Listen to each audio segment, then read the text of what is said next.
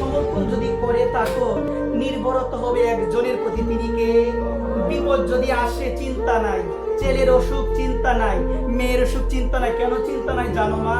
চিন্তা নাই কেন? এই জায়গায় বলছে কি, আমি তো দিয়ে দিয়েছি তোমার চরণে, তুমি দেখবে, আমি শুধু তোমায় ডাকবো এবং আমার বিপদ আদি যা আছে সবকিছু তুমি দেখবে। একবার আমার বিপদ আদি যা আছে সব তুমি দেখবে, আর আমি শুধু ডাকবো তোমায়। অনুকূল ঠাকুর বলেছেন খুব সুন্দর কথা, ভাবছো বসে চলবে কিসে, ভাববার তুমি কে, ভাবার যিনি ভাবছেন তিনি, তুমি ভাবো তাকে, তুমি শুধু তাকেই ভাবো, অন্য কিছু ভাবতে হবে না। তুমি যদি তাকে ভাবো, সে তোমায় নিয়ে ভাববে। আজকে আমার অনেক বড় বিপদ, আমি চিন্তা করি আমার যে কি হবে, আমি চিন্তা করি আমি কি করে বিপদ থেকে মুক্ত হব। তার মানে মা, শাস্ত্র জানিয়ে দিল, এখনো রাধারানীকে বিশ্বাস করতে পারো নাই, এখনো আমার গৌরাঙ্গ মহাপ্রভুকে বিশ্বাস করতে পারো নাই, এখনো আমার মদন মোহনকে বিশ্বাস করতে পারো নাই। যার কারণে তার প্রতি বিশ্বাস নাই, তার প্রতি যেন বিশ্বাস থাকতো তাহলে তো বলতাম, প্রভু গো আমি তোমায় ডাকি, আমার সবকিছু তুমি দেখো। একবার এক মন্ত্রী এসেছে রানীমার কাছে, রানীমা রানীমা রাজা কোথায়? রাজা কোথায়? বলছে রাজা তো ঠাকুর ঘরে ভগবানের সেবা দিচ্ছে। কার সেবা দিচ্ছে?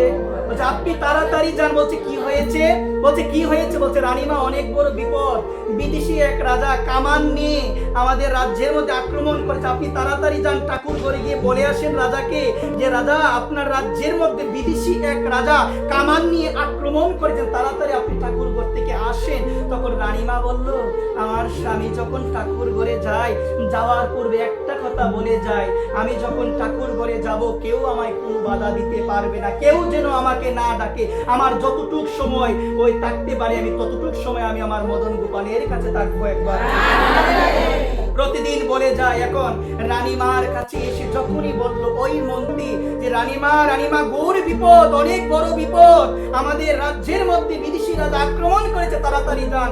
রানীমা বলছে আমি তো যেতে পারবো না, কারণ আমার স্বামী বলে গিয়েছে, আমার স্বামী বলে গিয়েছে ঠাকুর ঘরে যতটুক সময় সে থাকবে ততটুক সময় সে ভগবানকে ডাকবে, তাকে যেন আমরা কোনো কেউ বিরক্ত না করি। একবার অনেকক্ষণ হয়ে গেল, হওয়ার পরে ওই যে রাজা ঠাকুর ঘর থেকে চলে আসলো। হচ্ছে মন্ত্রী হঠাৎ এখানে কি হচ্ছে? রাজা অনেক বড় বিপদ হয়ে গিয়েছে, এখন তো আর কথাই নাই, এখন তো মনে হয় সেই রাজা, বিদেশি রাজা মনে হয় আমাদের দুর্গের মধ্যে প্রবেশই করে নিয়েছে, আপনি মৃত্যুর জন্য প্রস্তুত হয়ে থাকেন। একবার রাজা বলছে কি হয়েছে? বলছেন একজন বিদেশি রাজা আক্রমণ করেছে, আমি এসেছিলাম রানীমার কাছে, রানীমাকে বলেছিলাম আপনাকে সংবাদ দেওয়ার জন্য, কিন্তু রানীমা আমার প্রশ্নের প্রতি উত্তরে তিনি আমাকে বলেছিল যে আপনি যতক্ষণ ঠাকুর ঘরে থাকবেন ততক্ষণ আপনাকে কেউ যেন কোনো ডাক না দেয়, ততক্ষণ কেউ যেন আপনাকে কোনো বিরক্ত না করে, এই কারণে রানীমা ডাক দেয় নাই। বলছে কোনো চিন্তা নাই, চলো তাড়াতাড়ি যাই। তাড়াতাড়ি যখনই গেল, গিয়ে দেখলো ওই রাজা বন্দী হয়ে গিয়েছে। বলো সবাই,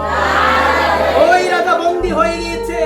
বন্দী করে রাজার কাছে নিয়ে আসলো, রাজা বসেছে সিংহাসনে, সিংহাসনে বসার পরে ওই বিদেশি রাজাকে বন্দী করে ধরে নিয়ে এসেছে রাজার কাছে। রাজা বলছে তুমি বলো, আমি বলবো না, তুমি বলো তোমার কি শাস্তি দেওয়া উচিত।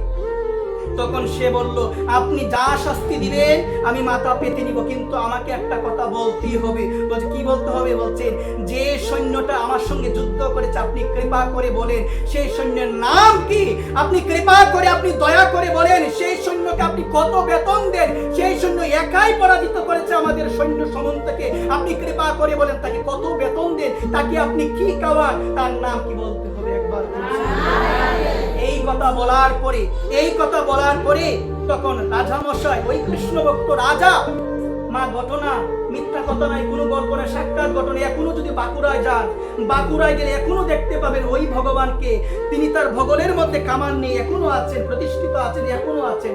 এখনো বলছি কি কথার প্রতি একটু ধ্যান দিতে হবে। তো এই জায়গায় বলছি কি, তখন সে বলল কি বলছো তুমি যে আমার সৈন্য সামর্থ্য যায় নাই, আমার একজন সৈন্য বুঝি গিয়েছে? ওই কথা বলার পর বলছে একজনই গিয়েছে। বলছে বলো না সে কেমন দেখতে, বলো না একটা বার সে কেমন দেখতে। বলছে অনেক কালো, অনেক কালো, সে শ্যামবর্ণ তো অনেক কালো, আমি আবার লক্ষ্য করে দেখেছি পায়ে দুইটা নূপুর, আমি নূপুরগুলো দেখার পরে একটাবার আমি ভাবলাম এমনও কোনো যোদ্ধা আছে যে পায়ের মধ্যে নূপুর দিয়ে যুদ্ধ করতে আসে। এই কথা বলার পরে কৃষ্ণ ভক্ত রাজা হতভম্ব হয়ে গেল। হতভম্ব হওয়ার পরে তিনি ভাবছেন একটু মিলিয়ে নিই তো আমার মদন গোপালের সাথে মিলে কিনা, একটু মিলিয়ে নিই আমার মদন গোপাল, আমার প্রাণ গোপালের সাথে একটু মিলে কিনা। বলছেন আমি যা বলি তুমি একটু কৃপা করে আমাকে বলো, তুমি যে ভালুকটাকে দেখতে পেয়েছো তাকে দেখলে কি বারবার দেখতে মন চায়? বলছে হে, আমি না যুদ্ধ করতে এসো, যুদ্ধ করে তো শত্রুতা ভাবাপন্ন মনোভাব থাকে, তার প্রতি কোনো করুণা থাকে না, তার প্রতি কোনো দয়া থাকে না, কিন্তু আমি যখন আসলাম ওর সঙ্গে যখন যুদ্ধ করছি ওর মধ্যে এত শক্তি, সবাইকে পরাজিত করছে, নিজে কামানে গুলি করে, কিন্তু তারপরেও না আমার কেন জানি মনে হচ্ছে ওর দিকে আমি তাকিয়ে তাকিয়ে ওর জন্য আমি আক্রমণ না করি একবার। বলে তুমি বলো তো ওর মাথার মধ্যে কি ময়ূর পাখা আছে? তুমি বলো তো। বলছে হ্যাঁ ময়ূর পাখা আছে। তুমি বলো তো ওর গলার মধ্যে কি বৈজয়ন্তী ফুলের মালা আছে? অনেক বড় মালা। বলছে হ্যাঁ আছে। তুমি বলো তো ওর পায়ের দুইটা নুপুর কি দেখতে অনেক সুন্দর? বলছে হ্যাঁ আছে। বলছে ও কি দেখতে কি অনেক সুন্দর? দেখতে কি বারবার বলছে? বলছে হ্যাঁ। বলছেন কি তাহলে ওই সৈন্যকে কৃপা করে, ওই সৈন্যকে কৃপা করে একটু দেখেন, আমি তো সব বলে দিলাম, এখন তো কৃপা করে আপনি আমাকে দেখেন, দেখান। ওই কথা বলার পরে তার দিকে তাকিয়ে থাকলো, তাকিয়ে তাকার পরে রাজা মশাই একটুক্ষণ তাকে লক্ষ্য করে তার দিকে এগিয়ে গেল, এগিয়ে যাওয়ার পরে তাকে একটা আলিঙ্গন করলো একবার। মা একটা বার বলো না কেন আলিঙ্গন করলো? রাজা চিন্তা করলো আমি সেবা দিলাম ভগবানকে, আমি দেখতে পাই নাই, আমি সেবা দিলাম ভগবানকে, আমি দেখতে পাই নাই, আজকে তুমি ভগবানকে দেখতে পেয়েছো। তার শ্রী হস্তটা ধরে এই যে রাজা মশাই ঠাকুর করে ঠাকুরের সেবা দেন ওই মদন গোপালের কাছে নিয়ে গেল। মা বলো কার কাছে নিয়ে গেল? মদন গোপালের কাছে নিয়ে গিয়ে বলছেন ওই দেখো আমার সৈন্য যে যুদ্ধ করেছে, তার দিকে তাকিয়ে থাকো, তার দিকে তাকিয়ে থাকো। এই কথা বলার পরে ওই যে বিদেশি রাজা মদন মোহনের দিকে তিনি তার অপরূপ দুই নয়নে তাকিয়ে আছেন। তাকিয়ে তাকার পর বলছে এই কি সে যোদ্ধা, এই কি সে যোদ্ধা। এই কথা বলে সে নয়ন জলে ভাসতে লেগেছে একবার। তো মা এই জায়গায় বলছি কি দেখো মা, একটাবার ভাবো না, ভক্ত দিচ্ছে ভগবানের সেবা, আর এই দিকে ভগবান ভক্তকে রক্ষা করার জন্য সে যুদ্ধ করছে। ভক্ত তো জানেই না, ভক্ত জানেই না তার বিপদ, কিন্তু ভক্ত তো তার মনোপ্রাণ, ভক্ত তার হৃদয়, ভক্ত তার সবকিছু দিয়ে দিয়েছেন ওই মদন গোপালকে। এই কারণে ভক্ত দেয় মদন মোহনের সেবা, আর মদন মোহন তার ভক্তকে বাঁচানোর জন্য তিনি একাই যুদ্ধ করে সবাইকে পরাজিত করে দেন। এটা বলছে আত্মসমর্পণ, এটা শাস্ত্র বলছে আত্মসমর্পণ। চিন্তা নাই, ছেলের রূপ হয়েছে, এত চিন্তা কেন তোমার? এত চিন্তা কেন? তুমি তো বলো ছেলে আমার না গোপাল তোমার ছেলে, ছেলে আমার না গোবিন্দ তোমার ছেলে, তাহলে এত চিন্তা কেন? তোমার মেয়ের রূপ হয়েছে, এত চিন্তা কেন তোমার এত চিন্তা কেন? তুমি যদি প্রকৃত পক্ষে ভগবানকে দিয়ে থাকো, তুমি ভাববে তোমার ইচ্ছা তুমি রাখবে না মারবে, সব তোমার ইচ্ছা। আমি চাইলেও তো আর ধরে রাখতে পারবো না, আমি চাইলেও তো আর কোনো কিছু সম্ভব না, কিন্তু ভগবান তোমার প্রতি আমার বিশ্বাস, তোমার প্রতি আমার বিশ্বাস, আমি তোমার শ্রীচরণে সমর্পিত। আমার ছেলে সন্তান আদি মেয়ে যা আছে স্বামী সব সমর্পিত, তুমি তাদের মঙ্গল করো একবার।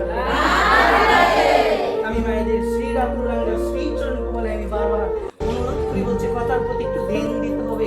একটা বার বলো না প্রভু গো, প্রভু গো আমার যা আছে আমি সবকিছু তোমায় দিয়ে দিলাম।